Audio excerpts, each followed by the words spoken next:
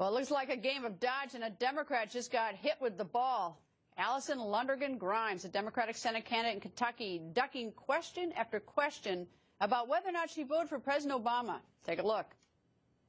Did you vote for President Obama, 2008, 2012? You know, this election, it isn't about the president. It's about making sure we put Kentuckians back to work. Did you vote for him? I was actually in 2008 a delegate for Hillary Clinton, and I think that Kentuckians know I'm a Clinton Democrat through and through. I respect the sanctity of the ballot box, and I know that the members of this editorial board do as well. So you're not going to answer? Again, I don't think that the president is on the ballot as much as Mitch McConnell might want him to be. It's my name, and it's going to be me who's holding him accountable for the failed decisions and votes that he has made against the people of Kentucky. And RNC Chair Reince Priebus joins us. Wow, I mean, there were a lot of Democrats who got mad when Hillary Clinton lost in 2008, even went over to McCain. I mean, she won't even answer this question. Yeah, right. Well, I mean, it also shows you a couple things that are going on around the country. These Democrats in states like Kentucky and even people like Mark Udall in Colorado and Braley in Iowa, they're running as far as they can away from the president.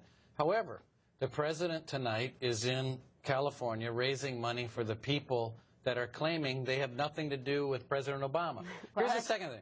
Allison Grimes, in this video, what she's really saying is that people are idiots and that you can't just answer, yeah, I voted for Barack Obama, but since Barack Obama, I mean, there's a lot of ways to answer that question. But she is playing the game that the electorate is a bunch of fools and won't actually see through all of this as a big joke. You know what struck me is that she seemed ill-prepared for the obvious question. I thought, well, of course you're going to get asked that. I mean, like, she seemed like she got, like she got totally surprised. I think she was surprised. I mean, so I think she was surprised. I don't think she was prepared for it. And she didn't expect that simple question, like, well, okay, I know that you have all these criticisms of Barack Obama suddenly, who actually are funding your campaign, but did you vote for him? And you get no answer. I just think, it's a dishonest, the entire approach is dishonest because Barack Obama is out running around the country paying for Allison Grimes' campaign right now, as well as all these other Democrats running. Well, it's very interesting. It's a 4-point race. At least it was before this. I don't know where it is now, but it's going to be a huge race, and certainly for the minority leader of the Senate. All right, let me go to the Principles for American Renewal. Yeah. That's your new plan. Well, you know what? We rolled this out last week. We received over 20 million hits on this thing. We had the entire party unified on it.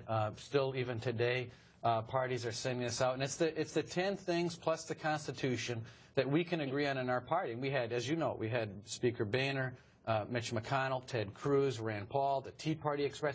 I mean, it was a document where you have the entire structure of the party unified. All right, so it's as I understand, it's to sort of try to tell the American people what the GOP is. I mean, one of the criticisms of the GOP is it's been unsympathetic to immigrants. Have you managed to put everybody in the same tent on that question of immigration? Yeah, absolutely. I mean, obviously we have to have an immigration policy that boosts the economy, secures the border, upholds the law. But it's more than just that. I mean, what the principles do, and everyone out there can go see it at GOP.com. It's on the left-hand side. It's really easy to find. But what the principles do is it also sets up the choice between Republicans and Democrats. For example, I mean, we're the party that believes that every parent ought to send their child to the school of their choice, and that no parent should send their kid to a failing school. It's the other side that says you ought to send your child to the school dictated by a zip code. It's our party that says you want to create more domestic energy, build the Keystone Pipeline, reasonably allow for drilling in this country to make us energy independent. It's the other side